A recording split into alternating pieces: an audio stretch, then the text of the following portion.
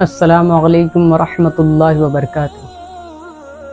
الحمدللہ رب العالمین والصلاة والسلام علی سید المرسلین، اما بعد، اعوذ باللہ من الشیطان الرجیم، بسم اللہ الرحمن الرحیم۔ کیسے ہیں ناظرین؟ اللہ سے دعا ہے کہ آپ سب ہم سب جہاں کہیں بھی رہے، اللہ تعالیٰ خیر و عافیت کے ساتھ رکھے، آمین بجاہ النبی الامین صلی اللہ تعالی علیہ وسلم۔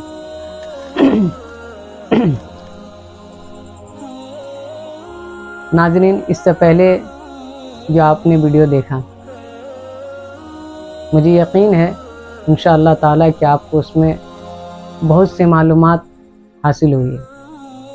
آج میں پھر آپ کے سامنے ایک نئے ویڈیو کے ساتھ حاضر ہوں، اور آج ہمارا جو ٹاپک جو چل رہا ہے وہ الحمدللہ سیرت مصطفیٰ صلی اللہ تعالی علیہ وسلم، یہی ٹاپک، یہی عنوان چل رہا ہے۔ آپ ویڈیو کے ساتھ بنے رہیے۔ اب آگے کی طرف بڑھتے ہیں۔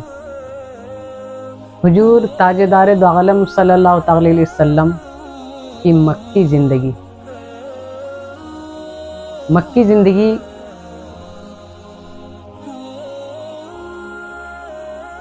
جاننے سے پہلے آپ صلی اللہ تعالی علیہ وسلم کا نسب نامہ جاننا بہت ضروری ہے کہ آپ صلی اللہ تعالی علیہ وسلم کا نسب شریف کیا ہے۔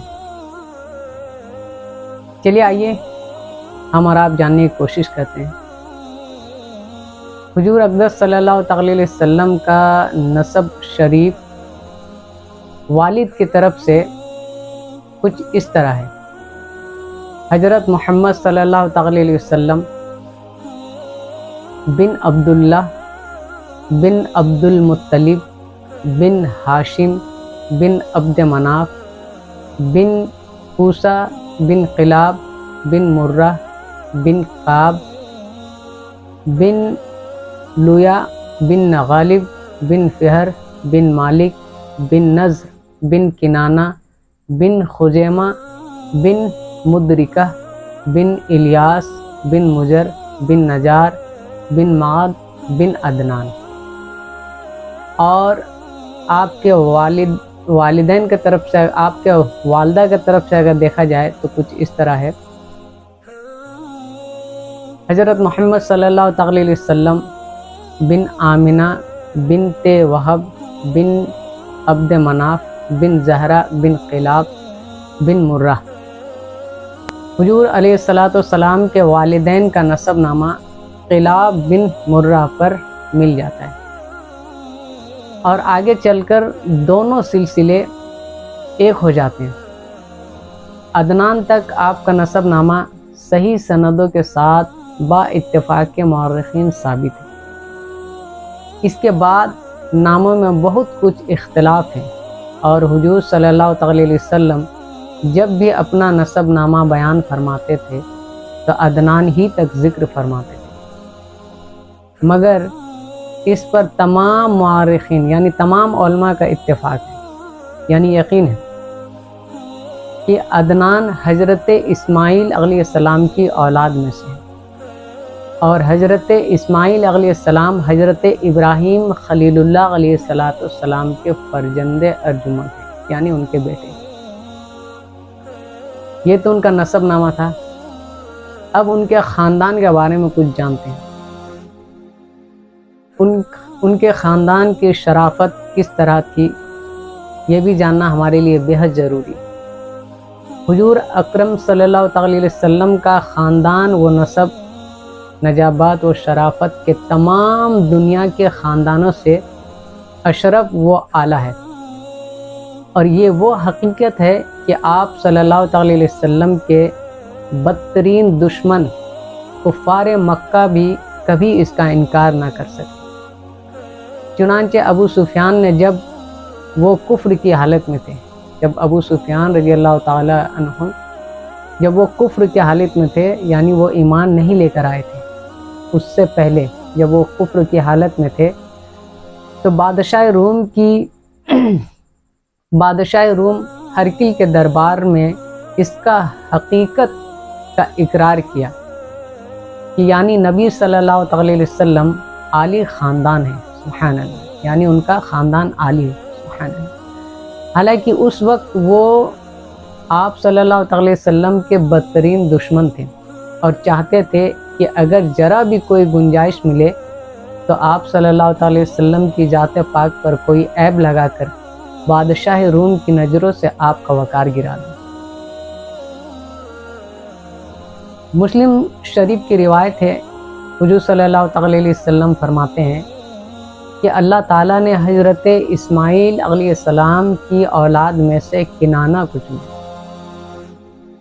اور کنانہ میں سے قریش کو چنا اور قریش میں سے بنی ہاشم کو منتخب فرمایا اور بنی ہاشم میں سے مجھ کو چن لیا۔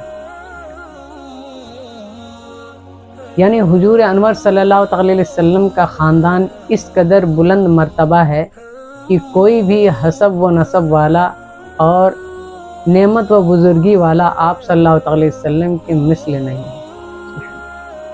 اس سے پہلے قریش کا ذکر آیا، قریش کے بارے میں بھی جاننا یہ بھی ضروری ہے، تو کچھ قریش کے بارے میں بھی جانتے ہیں۔ حضور اقدس صلی اللہ تعالی علیہ وسلم کے خاندان نبوت میں سبھی حضرات اپنی گنکاریوں کی یعنی خصوصیت کی وجہ سے بڑے نامی گرامی ہیں، مگر چند ہستیاں ایسی ہیں جو آسمان فضل و کمال کا چاند تارے بن کر چمکے ہیں۔ ان با کمالوں میں سے فہر بن مالک بھی ہے، ان کا لقب قریش ہے اور ان کی اولاد قریشی یا قریش کہلاتی ہے۔ فہر بن مالک قریش اس لیے کہلاتے ہیں کہ قریش ایک سمندری جانور کا نام ہے جو بہت ہی طاقتور ہوتا ہے اور سمندری جانور کو کھا ڈالتا ہے۔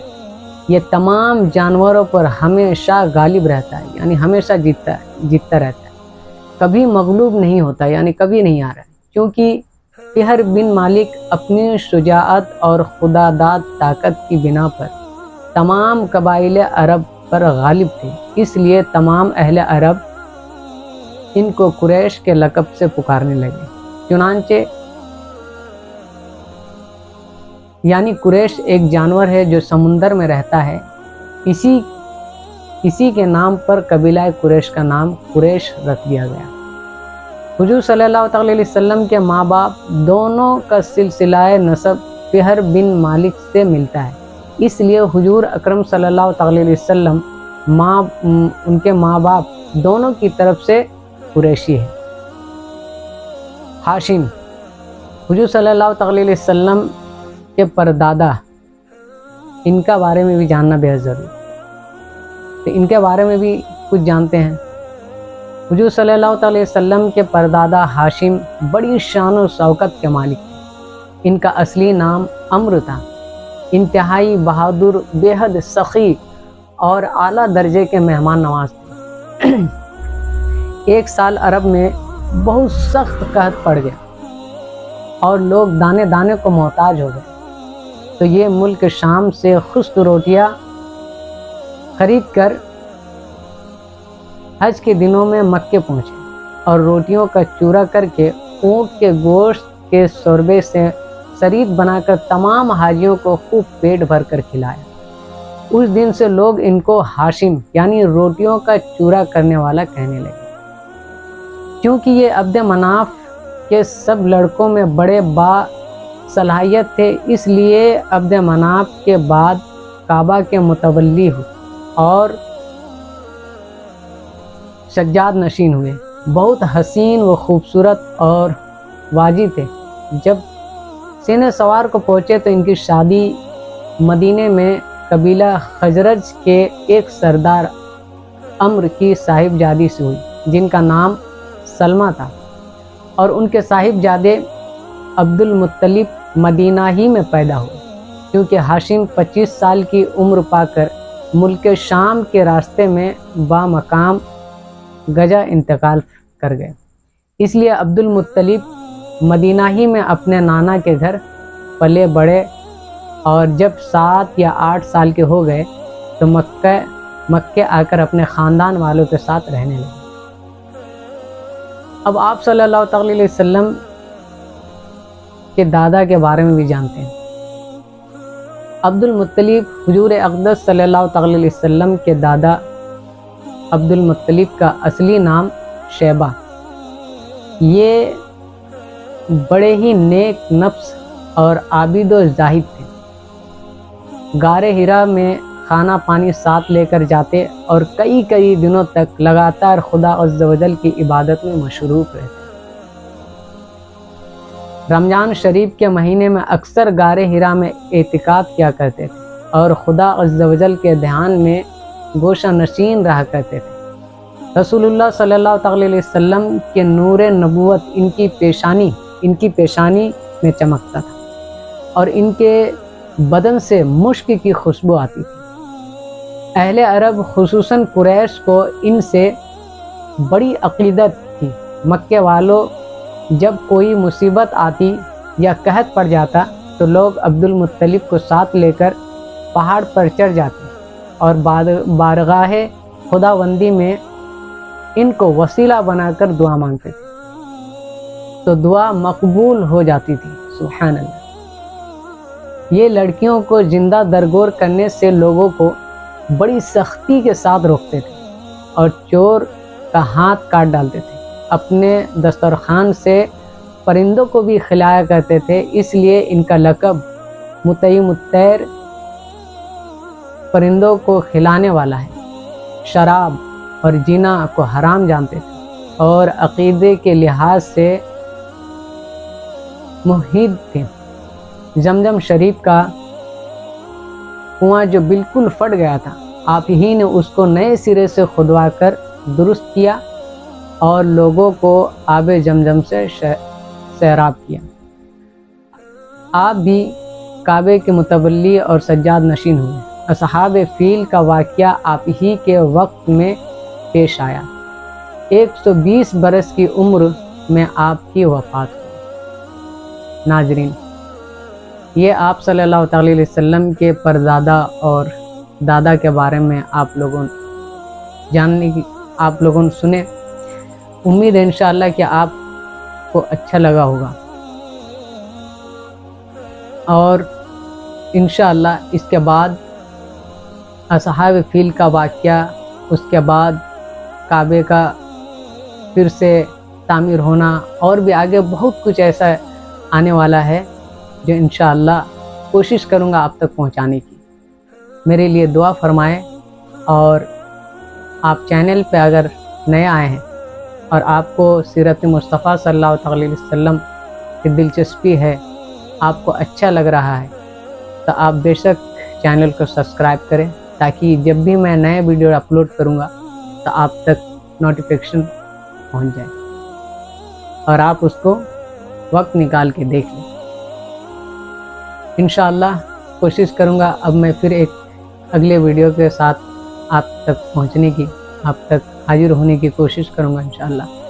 جانے انجانے میں اگر اس چیز ہم سے کوئی خامی، کوئی غلطی ہو جاتی ہے تو اس کے لیے میں معافی چاہتا ہوں۔ استغفر اللہ ربی من کل ذنب واتوب الیہ۔ السلام علیکم ورحمۃ اللہ وبرکاتہ۔